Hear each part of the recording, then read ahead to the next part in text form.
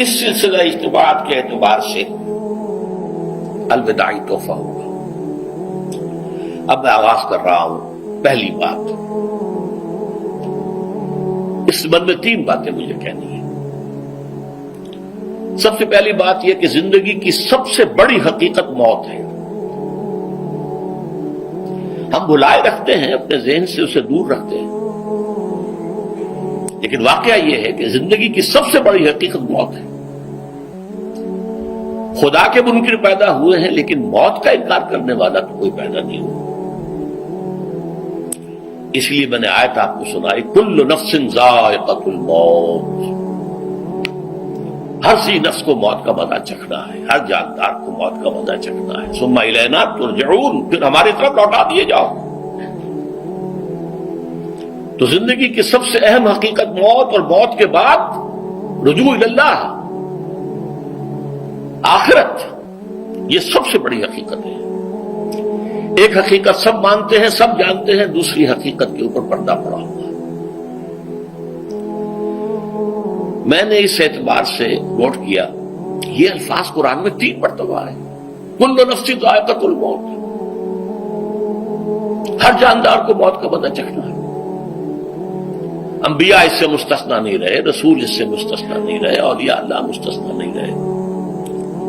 وقتی طور پر استثناء حضرت عیسیٰ کا ہے کہ ابھی وہ زندہ ہیں، لیکن عیسیٰ یاتی علیہ الموت، حضور نے فرمایا عیسیٰ پر بھی موت آئے گی. جب دوبارہ آئیں گے، زمین پر اتریں گے، پھر اس کے بعد اوپر موت وارد ہوگی. ان کی نماز جنازہ پڑھی جائے گی، انہیں دفن کیا جائے گا حضور کے پہلو میں، شادی بھی کریں گے، اولاد بھی ہوگی. باقی تو یہ ہے کہ کل نفس ذائقۃ الموت، سب کو موت کا مزہ چکھنا ہے. عیسیٰ بھی بالآخر اس سے مستثنا نہیں رہیں گے. بلکہ قرآن میں ایک جگہ کہا گیا ہے أَفَإِن مِتَّ فَهُمُ الْخَالِدُونَ. کیا ہے نبی، اگر آپ کا انتقال ہو گیا تو یہ کیا ہمیشہ رہیں گے؟ کون ہے دنیا میں جو ہمیشہ رہے؟ انتقال تو ہونا، آپ کا بھی ہونا ہے. إِنَّكَ مَيِّتٌ وَإِنَّهُمْ لَمَيِّتُونَ. یہ تو مختصر ترین الفاظ تھے. اس سے آگے بڑھیے، سورہ انبیاء میں فرمایا کل نفس ذائقۃ الموت وَنَبْلُوكُمْ بِالشَّرِّ وَالْخَيْرِ فِتْنَةً وَإِلَيْنَا تُرْجَعُونَ. ہر جاندار کو موت کا مزہ چکھنا ہے، اور اس سے پہلے پہلے ہم تمہیں آزماتے رہیں گے، خیر کے ذریعے بھی، بھلائی دے کر، صحت دے کر، دولت دے کر، اولاد دے کر، شہرت دے کر، اور برائی کے ذریعے سے بھی، تنگ دستی دے کر، بے عزتی دے کر، اہانت دے کر، ذلت دے کر. وَإِلَيْنَا تُرْجَعُونَ، اور پھر ہماری طرف لوٹائے جاؤ گے. یہ وہ دوسری حقیقت جو میں نے کہا کہ جس پر پردہ پڑا ہوا ہے، بہت بڑا پردہ ہے. لوگ یہی سمجھتے ہیں کہ یہی دنیا کی زندگی ہے. قرآن کہتا ہے إِنَّ الدَّارَ الْآخِرَةَ لَهِيَ الْحَيَوَانُ لَوْ كَانُوا يَعْلَمُونَ. یہ تو آخرت والی زندگی ہے جو اصل زندگی ہے، کاش کہ انہیں معلوم ہوتا. اس سے بھی زیادہ تفصیل سے یہ آل عمران میں آئی ہے، كُلُّ نَفْسٍ ذَائِقَةُ الْمَوْتِ وَإِنَّمَا تُوَفَّوْنَ أُجُورَكُمْ يَوْمَ الْقِيَامَةِ. ہر جاندار کو موت کا مزہ چکھنا ہے، اور پھر تمہیں پورا پورا تمہارا اجر اور بدلہ دے دیا جائے گا قیامت کے دن. فَمَنْ زُحْزِحَ عَنِ النَّارِ وَأُدْخِلَ الْجَنَّةَ فَقَدْ فَازَ. جو کوئی آگ سے بچا لیا گیا اور جنت میں داخل کر دیا گیا، وہ تو کامیاب ہو گیا. اللہم ربنا اجعلنا منہم، اللہم ربنا اجعلنا منہم، اللہم ربنا اجعلنا منہم. وما الحیات الدنیا الا متاع الغرور. اور دنیا کی زندگی تو سوائے دھوکے کے سامان کے اور کچھ نہیں ہے. دھوکہ کس معنی میں؟ یہ تمہیں اصل زندگی سے غافل کر دیتی ہے. تم کہیں سفر پر جا رہے تھے، تمہارا کہیں گھر تھا، تمہیں واپس آنا تھا، تم راستے ہی میں کسی دلچسپی میں ایسے مگن ہوئے کہ گھر بار سب بھول گئے. یہ تو تمہارا عارضی سا سفر تھا، تم نے اسی کو اپنی منزل بنا لیا، اپنا ٹھکانہ بنا لیا، تو دھوکہ دیا اس نے تمہیں. ویسے دنیا کی زندگی دھوکہ نہیں ہے، بڑی حقیقت ہے. اس لیے کہ حضور نے فرمایا انما الدنیا مزرعۃ الآخرہ. یہ دنیا آخرت کی کھیتی ہے، یہاں بو گے تو وہاں کاٹو گے، یہاں کچھ کمائی کرو گے تو وہاں اس کا بدلہ ملے گا. اس اعتبار سے دنیا بہت بڑی حقیقت ہے، ایک ایک لمحہ بہت بڑی قیمتی شے ہے، لیکن اگر یہ دنیا تمہیں آخرت سے غافل کر دے تو اس سے بڑا دھوکے باز ہو گئی۔ یہ اصل دجال ہے۔ میں نے تقریباً 60 برس کی عمر کو جب میں پہنچا تھا تو موت کا انتظار شروع کر دیا تھا۔ میرے قریبی احباب کو معلوم ہے، میں کہتا رہا، یہ بھی کہتا رہا کہ بھائی میں اپنے حصے کا کام کر چکا ہوں، جتنی صلاحیت اللہ نے دی تھی، جتنی بھی میرے اندر استعداد تھی، میں اس کو بھرپور طریقے پر استعمال کر چکا ہوں۔ دم واپسی برسر راہ ہے عزیز و اب اللہ ہی اللہ ہے، یہ میرا معاملہ رہا ہے 60 برس کی عمر سے۔ اس کے بعد اللہ نے مزید 14 برس دیے ہیں۔ یہ نافلۃ لک کے درجے میں کہتا ہوں، اس کا اللہ کا عطیہ خصوصی ہے، نفل ہے، ہمیشہ کہتا رہا ہوں۔ مسنون زندگی تو 61 برس ہے ہمارے حساب سے۔ علامہ اقبال کے بارے میں سنا ہے کہ رویا کرتے تھے کہیں میری عمر حضور کی عمر سے زیادہ نہ ہو جائے۔ وہ 6 مہینے کم ہی رہی ہے حضور کی عمر سے۔ جو حضور کی عمر تھی وہی حضرت ابو بکر کی، وہی حضرت عمر کی، وہی حضرت علی کی۔ ہاں، حضرت عثمان 82 برس کے ہوئے ماشاءاللہ۔ پھر یہاں کے مجددین میں سے وہی عمر حضرت شیخ احمد سرہندی کی، وہی شاہ ولی اللہ دہلوی کی۔ ہاں، شیخ عبدالحق محدث دہلوی رحمۃ اللہ علیہ 82 برس کی عمر۔ لیکن یہ میں کہا کرتا تھا مسنون عمر تو 61 برس ہے، جسے ہم 63 کہتے ہیں، وہ اصل میں ہمارے حساب سے 61 بنتا ہے۔ وہ 63 قمری ہے، جو 9 دن کم ہے، قمری سال جو ہے وہ شمسی سال سے۔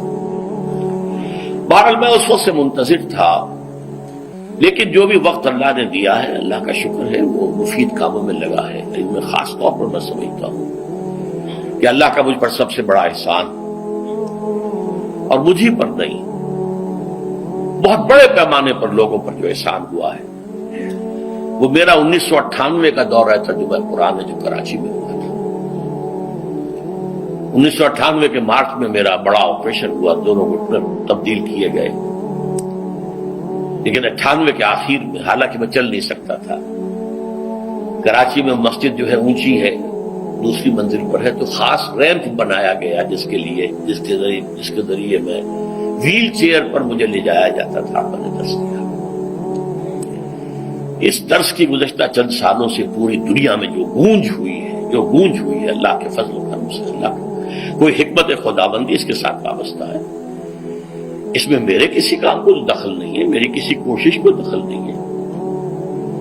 میں نے تو جو درس میں دیتا آ رہا تھا سن 85 سے دورہ ترجمہ قرآن، البتہ یہ بات ضرور ہے کہ میں نے محسوس کیا تھا کہ سن 98 کے اس درس میں دورہ ترجمہ قرآن کے مجھے خصوصی انشراح حاصل تھا۔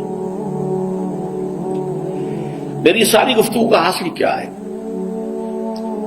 دیکھیے، نظریاتی تحریکوں کا تعلق اشخاص سے نہیں ہوتا، ٹھیک ہے، کوئی اس کا داعی ہوتا ہے، کوئی اس کا مؤسس ہو جاتا ہے، کوئی اس کا آغاز کرنے والا ہوتا ہے، لیکن نظریاتی تحریک افراد سے وابستہ نہیں ہوتی۔ افراد آتے چلے جاتے ہیں اپنا اپنا حصے کا کام کر کے، جس کو جتنا مقدر ہے، جتنی اللہ تعالیٰ کی طرف سے توفیق ہے، وہ اپنا کام کرے گا، چلا جائے گا۔ یہ چمن یوں ہی رہے گا اور ہزاروں جانور اپنی اپنی بولیاں سے بول کر اڑ جائیں گے۔ مبارک ہیں وہ لوگ جنہیں قرآن کی بولی بولنا نصیب ہو جائے۔ وَإِنِّي أَحْسَبُ أَنِّي مِنْهُمْ، مجھے گمان ہے، اللہ کا فضل ہے کہ میں ان میں سے ہوں، میں نے قرآن کی بولی بولی ہے، اور قرآن مجید کو جیسا کہ وہ ہے ایز اٹ از، اپنے کو مذمومہ خیالات، اپنے کوئی ذہن سے زائدہ نظریات کو میں نے اس میں دخل نہیں دیا، جسے انگریزی میں آپ آبجیکٹیولی کہتے ہیں۔ خالص معروضی طور پر قرآن کو پڑھا ہے، قرآن کو قرآن سے سمجھائے، یا پھر سیرت رسول سے سمجھائے۔ میں لفظ سنت کی بجائے سیرت استعمال کر رہا ہوں۔ قرآن مجسم حضور تھے صلی اللہ علیہ وسلم، اور حضور کی سیرت اور حیات جو ہے وہ قرآن مجید کی اصل تفسیر ہے۔ یہ حقیقت بھی بہت کم لوگوں کے علم ہے۔ وہ احادیث کا نام تو لیتے ہیں، احادیث بھی ہے، سیرت بھی تو احادیث ہی سے ہمیں ملتی ہے، لیکن میں خاص طور پر سنت یا حدیث کی بجائے سیرت کا استعمال کرتا ہوں۔ قرآن کی 2 سورسز ہیں، قرآن خود اور سیرت رسول صلی اللہ علیہ وسلم۔ بہرحال انشاءاللہ العزیز یہ کام بڑھے گا، چلے گا، یہ میں ابھی بعد میں عرض کروں. دوسری بات جو میں نے آیت پڑھی آپ کو، وَمَن نُعَمِّرْهُ نُنَكِّسُ فِي الْخَلْقِ أَفَلَا يَعْقِلُونَ. بہت بڑی حقیقت زندگی کی یہ بھی ہے. جس کی ہم عمر زیادہ کر دیتے ہیں اس کی خلقی صلاحیتوں میں کمی کر دیتے ہیں. موٹی بات ہے، بڑھاپا آئے گا، ہمیشہ کی مانی ہوئی بات ہے. اگرچہ جوانی میں آدمی بڑھاپے کا تصور نہیں کرتا، لیکن بڑھاپا آنا ہے، یہ بھی ایک حقیقت ہے موت کی طرح. غالب نے کہا تھا مزمحل ہو گئے قوائے غالب، اب عناصر میں اعتدال کہاں. ایک صاحب نے مجھے شعر سنایا تھا، ابراہیم صاحب سے ٹونک کے رہنے والے. ذوف پیری بڑھ گیا، جوش جوانی گھٹ گیا، اب عصا بنوائیے نخل تمنا کاٹ کر. یہ تمنائیں جو ہیں طول العمر، انہیں کاٹو. اب گئی جوانی، امنگوں والا دور گیا. اور یہ جو تمناؤں کا پودا ہے اس میں سے لکڑی لے کر عصائے پیری بنوا لیجیے. اب بڑھاپے کے لیے ایک عصا درکار ہے. بڑا پیارا شعر ہے. ذوف پیری بڑھ گیا، جوش جوانی گھٹ گیا، اب عصا بنوائیے نخل تمنا کاٹ کر. ابھی 2-3 دن ہوئے ہیں یہاں پر جو خانہ فرہنگ ایران ہے اس کے ڈائریکٹر آئے تھے، انہوں نے فارسی کا ایک شعر سنایا، بڑا پیارا شعر ہے. در جوانی گفتم کہ شعر شعر است اگرچہ پیر بود. جوانی میں یہ کہا کرتا تھا کہ شعر تو شعر ہی ہوتا ہے چاہے بوڑھا ہو جائے، بوڑھے ہونے سے اس میں کیا فرق واقع ہو جائے. شعر شعر است اگرچہ پیر بود.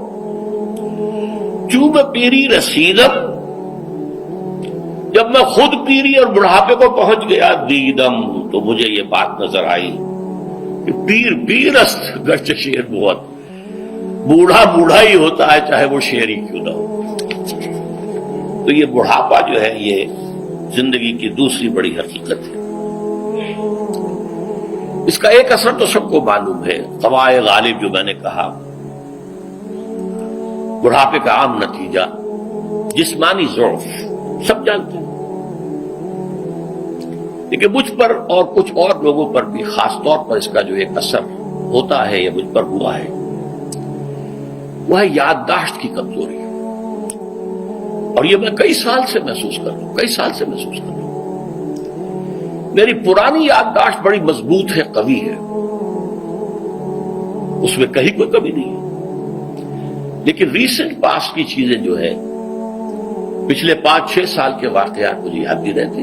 اشخاص سے ملا ہوں اور دیکھ کے پہچان لیتا ہوں، کئی بار ملاقات ہوئی ہے، نام یاد نہیں آتا. تاریخیں اور اشخاص کے نام کے اعتبار سے تو خاص طور پر کئی سال سے میری جو میموری ہے وہ امپیئرڈ ہے. اور میں محسوس کرتا رہا ہوں کچھ عرصے سے کہ عین تقریر کے دوران محسوس ہوتا بلیک آؤٹ ہو گیا، اور مجھے سلسلہ کلام جوڑنے کے لیے سوچنا پڑا. بعض اوقات 1000 کروڑ مرتبہ بولے ہوئے الفاظ غائب. اب چاہے کتنا ہی زور لگا لوں وہ لفظ یاد نہیں آئے گا. ہاں تھوڑی دیر کے بعد خود بخود یاد آ جائے گا. میرے اس آپریشن سے کچھ عرصے پہلے تک جو میری تقریریں یہاں ہوئی ان میں بہت سے لوگوں نے نوٹ کیا. میری تقاریر میں اب وہ روانی نہیں رہی تھی. وہ جو کراس ریفرنسز آیا کرتے تھے، جس کی بنا پر ایک مولانا عبد الکریم پاریخ صاحب تھے ناگپور کے، انڈیا کے، مولانا علی میاں کے وہ خلفاء میں سے، انہوں نے تفسیر بھی لکھی ہے قرآن میں. وہ ایک مرتبہ لاہور آئے تھے تو اسے بھی ملاقات ہوئی، میرا درس بھی سنا. پھر یہاں وہ ایک دینی ادارے میں گئے، وہاں میرے خلاف باتیں ہو رہی تھی. تو انہوں نے کہا بھائی اس شخص کی کیا بات کرتے ہو، اس کے سامنے تو معلوم ہوتا ہے کہ قرآن کھلا ہوا ہے، جہاں سے چاہے لے لے. پھول کھلے ہیں گلشن گلشن، لیکن اپنا اپنا دامن، تم کیا بات کر رہے ہو اس کے بارے میں. تو عبد الکریم پاریخ صاحب کی وہ جو تاثر تھا وہ صحیح تھا. کراس ریفرنسز کا آنا، القرآن یفسر بعضہ بعضا، اس میں بہت کمی آ گئی. بہرحال اس کے علاوہ تیسری چیز ہوتی ہے بڑھاپے میں ریزسٹنس کی کمی کی وجہ سے عوارض. بلڈ پریشر کا میں مریض ہوں اور کوئی 25 برس سے ہوں، شوگر کا میں مریض ہوں اور کوئی 5 برس سے ہوں. ایک خاص برس جو مجھ پر آیا ہے آج سے 4 سال پہلے، اس کی ایک تاریخ ہے. یہ جو امراض دماغی کے ماہرین ہیں یہ کہتے ہیں کہ ایک مرض ہے بائی پولر ڈپریشن. انسان میں کبھی تو انشراح ہوتا ہے، ایکٹیویٹی ہوتی ہے، سوچتا ہے اور ایکٹیو کرنے کے لیے، گفتگو کے لیے، بھاگ دوڑ کے لیے طبیعت میں آبادی ہوتی ہے. کبھی وہ بجھ سا جاتا ہے، کبھی وہ حرکت کرنے کو جی نہیں چاہتا، پڑا رہے کسی کونے میں، سو جائے. تو یہ بائی پولر معاملہ کہلاتا ہے، یہ ویو چلتی ہے. اچھا، یہ ہے ہر انسان میں، جسے ہم عام طور پر کہتے ہیں موڈ آف ہے بھائی میرا، مجھ سے باتیں کرو. تو یہ موڈ کا آف ہو جانا، آن ہو جانا، یہ عام آدمی میں بھی ہوتا ہے. لیکن جو اللہ کے کسی فضل و کرم سے زیادہ ذہین ہو، زیادہ حساس ہو، ان میں پھر یہ جو ویو ہے یہ زیادہ اونچائی زیادہ نیچائی، زیادہ اونچائی زیادہ نیچائی، اور اس کو پھر ہم کہتے ہیں مرض، بائی پولر. یہ ہمارا خاندانی مرض ہے. والد صاحب کا تھا، وہ تھا، بڑے بھائی اظہار احمد صاحب کو ہوا، میری بڑی ہمشیرہ کو ہوا. عام طور پر اس کی عمر ہوتی ہے اور ہوا ہوتی تھی، 3 تجربے مجھے ہیں. والد صاحب کو 13 برس میں نے اٹینڈ کیا ہے اس بیماری میں، سن 52 سے 65 تک جب کہ ان کا انتقال ہوا. یہ عام طور پر شروع ہوتا ہے 50 برس کے لگ بھگ. میری عمر جب 50 برس کے لگ بھگ ہوئی تو مجھے کئی مرتبہ محسوس ہوا کہ میری تقریر کے دوران سوئچ آف ہوتا. ایک مرتبہ سن 70 میں میری یادداشت کئی گھنٹوں کے لیے بالکل ضائع ہو گئی. اس کا میں نے تذکرہ کیا ہوا، میری کتاب ہے حساب کم و بیش. جو کیفیت مجھ پر گزری تھی، جس کرب کے عالم میں وہ چند گھنٹے مجھ پر گزرے تھے، میں انہیں الفاظ میں بیان نہیں کر سکتا. آدمی خراب ہے، نہ ابتدا کی خبر ہے، نہ انتہا معلوم، کچھ بھی نہیں. میں جب 50 برس کا ہوا اور یہ ایک مرتبہ مجھے جھٹکے لگے مسجد سمن آباد کے اندر، تو میں نے ڈاکٹر رشید چودھری صاحب سے، وہ میرے والد صاحب کے بھی والد رہے تھے، میں نے ان سے کہا کہ یہ ڈینجر زون میں داخل ہو گیا. ان کا نہیں، آپ کو یہ نہیں ہوگا، اس لیے کہ آپ اللہ کے کتاب کی خدمت کر رہے ہیں. تو ان کی یہ بات تو پارشلی ٹروتھ نکلی کہ 70 برس کی عمر میں مجھ پر یہ 20 برس اللہ تعالیٰ نے مجھے اس میں ایک بونس دے دیا. 70 برس میں ظہور ہوا. اس کا ایکسائٹنگ کاز بنا ہے افغانستان میں جو حادثہ ہوا طالبان کے ساتھ. اتنا صدمہ مجھے تھا، ایک دم بیٹھ گیا. یہ چیز جو ہے ابھی کنٹینیو کر رہی ہے.